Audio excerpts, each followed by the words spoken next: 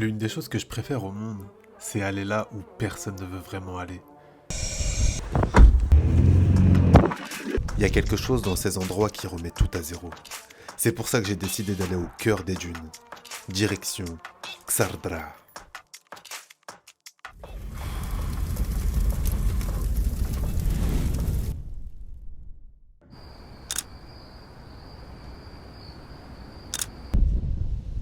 Il y a du vent aujourd'hui. ايش ايمن دير لي جو دورانج ا فولونتي جي روج بصح تاع الصحة ماشي تعقدنا هذه إيه. وين رايحين يا نيس؟ قصر الدراع قصر دولي برا سي الذراع هو اللي برا كي نقول لك السخانه يعني صح 75 ما اكزيستيش كيما جي والله ما ريزيست والله شوف كل يوم يكبون اه و 75 كيفاش ديروا في الخدمه هنا ما نخدموش ما تقدرش كاين يروحوا باغ اكزومبل الجزائر ولا الناس كاع تيمون يروحوا يهربوا الشرق حنا شا هو كيما نقولوا حنا الكالم هذاك هو حنا عندنا الكالم وعندنا الضياء. Bienvenue à Timimoun, l'oasis rouge posée au milieu du désert. Ici, tout semble figé dans le temps. La lumière est plus chaude, le silence plus profond, et même le sable, il a une autre texture. C'est pas juste un décor, c'est une porte d'entrée vers un autre monde. Et nous, on est venus voir ce qu'il y a derrière.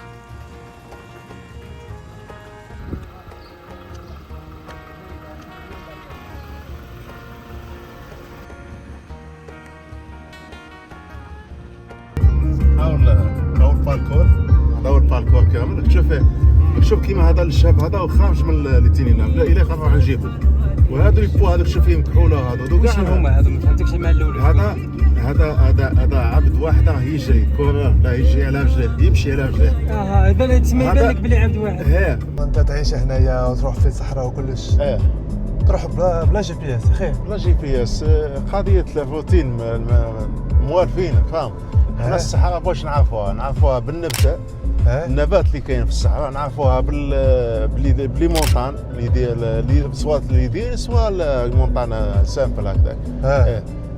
Lui, c'est Mohamed, et c'est lui qui va nous conduire jusque Xardra. Ce désert, il le connaît mieux que personne. Ou en tout cas, mieux que nous. تروح في واحد البلاصه ما تعرفهاش تحط لي روبير زعما في راسك اللي روبير في راسي خلاص بصح كي ما كاينش حتى روبير كيفاش ما كانش حتى روبير تكون عندك كونيسونس من قبل لا تمشي للبلاصه لازمك تسقسي ياك يعطوك لي بوا شحال من كيلو شحال تميل الميله نتاعك كذا دير لي بوا مليح وتمشي وكي تخرج اغلبيه للصحراء كيما دوكا انا ماشيين بلوطو وحده نورمالمون تمشيو بزوج لواطا بصح انا ماشيين بلوطو وحده بصح راني مسيكيريزي روحي قايل زوج من الناس راني رايح في الديستيناسيون هذه منين نروح منين نجي هاو كتاش نروح هاو كتاش نجي وكان نطول ولا كاش حاجه ما كانش معلومه يلحقني. Pour l'instant, on est encore sur la route, mais plus pour longtemps. Dans quelques kilomètres, il n'y aura plus de route, juste du sable. Et là, ce sera plus un trajet. Ce sera une aventure. Avant de rouler sur le sable, il faut dégonfler un peu les pneus. Plus la surface de contact entre pneus et sable est grande, moins il y a de risques de s'enliser.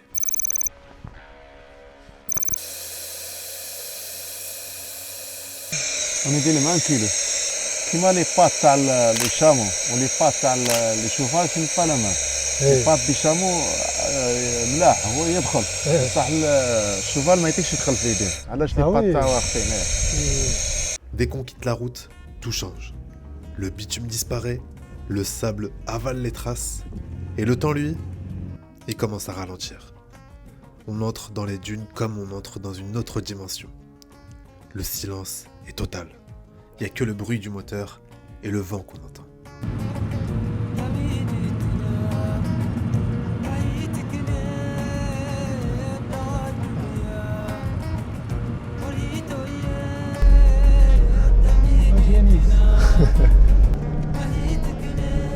Tout se passait bien quand tout à coup...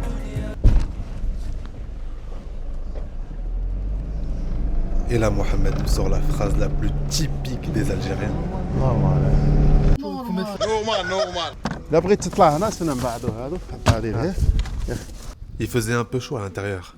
Alors je me suis dit, on a un pick-up, je vais monter à l'arrière. Mais quelle erreur! Aucune accroche. rien pour se tenir. Le confort du siège, au final, c'était pas si mal. Parce que là, j'en ai bouffé du sable.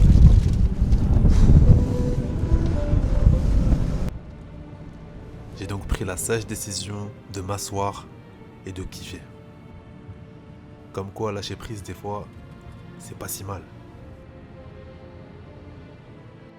À un moment, on s'est arrêté parce qu'on commençait à apercevoir le Ksar. Le problème, c'est que au moment de repartir, on se rend compte qu'on vient de s'enliser. Le désert vient de nous dire stop.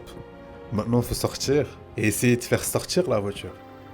Mais Mohamed, lui, il est tranquille. On dirait que pour lui, s'enliser, c'est juste une étape normale du trajet. Moi, si ça avait été ma voiture, mais j'aurais été en panique. Avec Ayman, on essayait vaguement d'aider Mohamed. En vrai, on servait à rien. Lui, il bossait et nous, on faisait genre. Et puis, tout à coup, on réussit à faire sortir la voiture. Ou plutôt, Mohamed réussit à faire sortir la voiture. هاني حاطه هناك جي بي اس تاعت مالتي شيء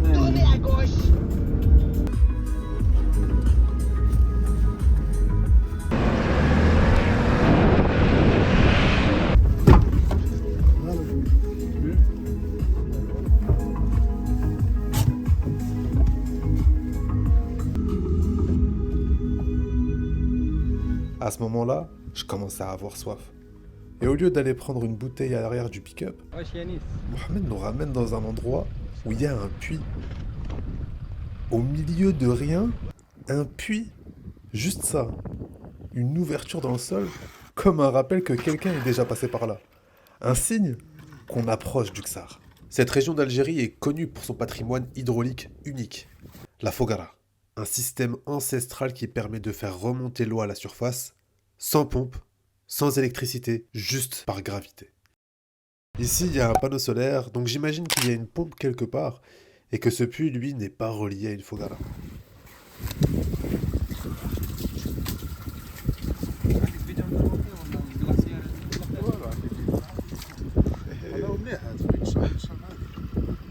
صافي بلا فلتر بلا والو تشربها لا والو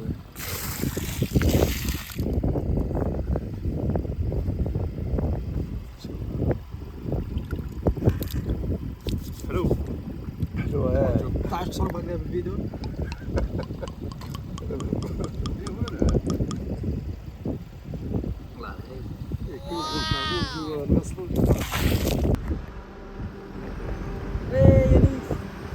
Et après des heures à rouler dans le vide, il est enfin là. Posé au milieu du désert, comme s'il attendait qu'on le retrouve. Silence total, juste le vent et nos pas dans le sable. C'est pas un simple lieu, c'est un vestige, une mémoire figée dans la poussière. Ce soir, on va dormir juste à côté. Et quelque chose me dit qu'on ne s'en souviendra pas comme d'une nuit normale.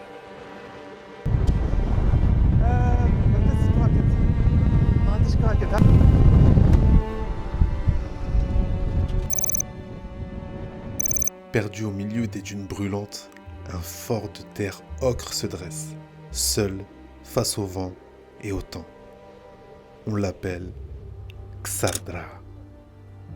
Mais qui l'a construit? Et pourquoi ici? C'est tout le mystère. Ksardra se trouve à quelques kilomètres de Timimoun. Isolé, sans village à proximité, il semble planté là par erreur. Et pourtant, c'est un repère emblématique pour ceux qui osent s'enfoncer dans le grand ergue occidental. Aucune archive, aucun texte ancien ne raconte son histoire. Mais deux grandes hypothèses s'affrontent. La première, la plus populaire, dit qu'il aurait été construit par des juifs fuyant à Mentit après la guerre du Touat en 1492. Cette théorie repose sur l'idée que certains aperçoivent une étoile juive à 6 branches. Mais soyons honnêtes, quand on regarde de près, ça n'a rien d'une étoile judaïque. La seconde évoque un simple relais de caravane, un caravansérail typique des routes sahariennes. Un abri pour les commerçants, leurs bêtes et leurs précieuses marchandises. Les murs en banco, les tourelles, les ouvertures étroites, Tout ici respire le mystère. La structure ne ressemble pas au Ksur voisin. Est-ce intentionnel? Est-ce l'œuvre d'un peuple de passage? Mohamed, lui, qui a grandi non loin d'ici, ce lieu a toujours été un point de repère pour lui. Mais même lui qui connaît chaque recoin du désert ne peut affirmer son origine. Ksatra, c'est pas seulement un vestige, c'est une page arrachée à un livre qu'on n'a jamais retrouvé. Et c'est peut-être justement ce silence qui le rend inoubliable. Bon, maintenant il n'y a plus qu'à attendre que la tempête se calme pour pouvoir sortir et s'installer. شوف الميتيو انا شفتو قبل يحبس شوف الميتيو عندك يحبس ولا ما يحبسش فهمتي الناس ما عندك تعصر راني نزيدها نديها هنايا باش تولي ثقيله سينو يروح لك الديسك باش تمشي معاها تمشي اون حتى تلقاهم فوق تلقى الديوانه حاطين زيد خرج على الياسر. Le problème, c'est que la tempête n'a pas l'air de se calmer. Et là, il fait complètement nuit. On choisit alors de quand même sortir et de s'installer.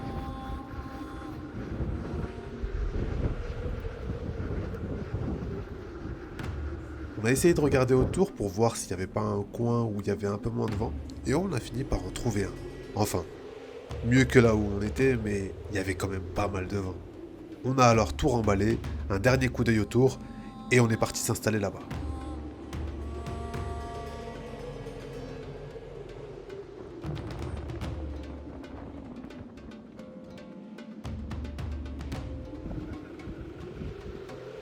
Là, il y avait un creux entre les dunes.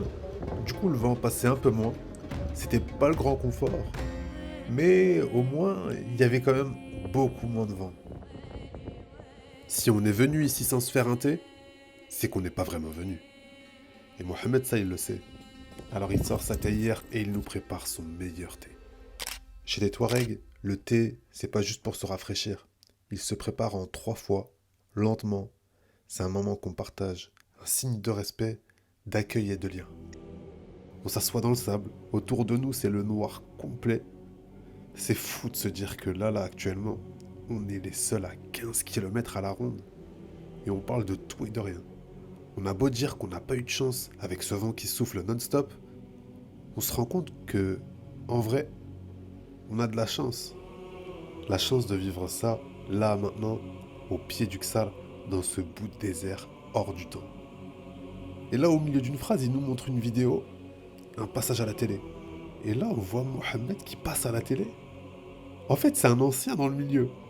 Un personnage du désert que tout le monde connaît ici, mais lui, il fait comme si de rien n'était.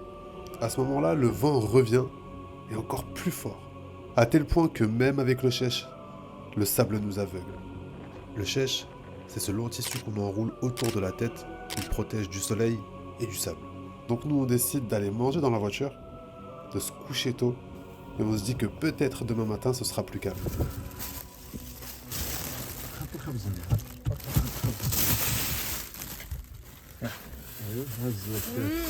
C'est très délicieuse. ما بالنا يعطيكم الصحة والله.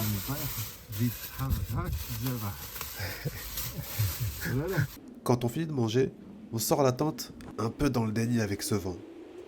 On l'installe, enfin, on essaie, et là, ce qui devait arriver arriva.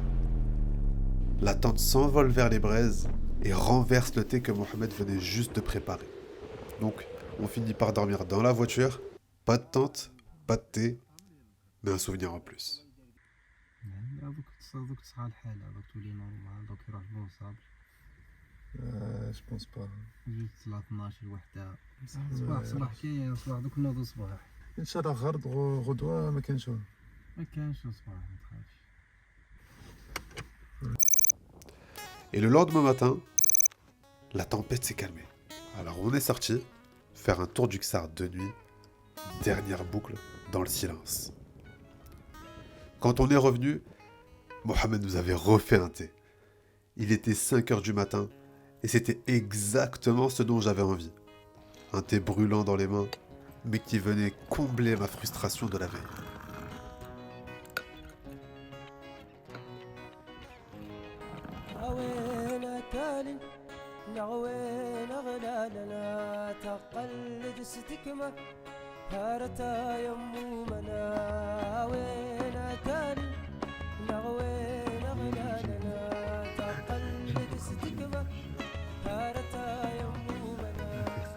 Ce qu'on n'avait pas pu cuire la veille, bah on l'a mangé là, au lever du jour.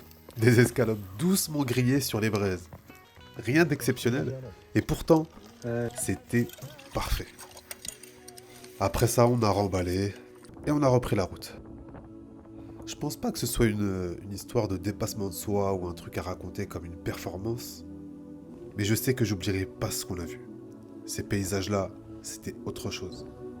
Il y a des images que tu gardes sans t'en rendre compte, et là j'en ai plein. À la base, on avait prévu autre chose, et là, avoir fait ça sur un coup de tête, c'est peut-être ça qui m'a autant marqué. Parce que tout était vrai, brut et sans filtre. Franchement, je sais pas trop comment expliquer ce qu'on a vécu, mais je me suis senti là. Vraiment. Sans but précis, pas en train de courir après quelque chose. Juste là. Je sais pas trop ce que j'étais venu chercher ici, mais je sais que j'ai trouvé quelque chose. Peut-être juste un peu de recul, un peu d'air. Un moment vrai, sans réseau, sans distraction, sans pression. On s'est marré, on a galéré, on a vu des trucs qu'on verra sûrement qu'une fois. Et maintenant qu'on rentre, bah je me dis que c'est ce genre de moment qui te recharge. Pas besoin que ce soit grandiose, tu réalises que t'as pas vraiment besoin de plus.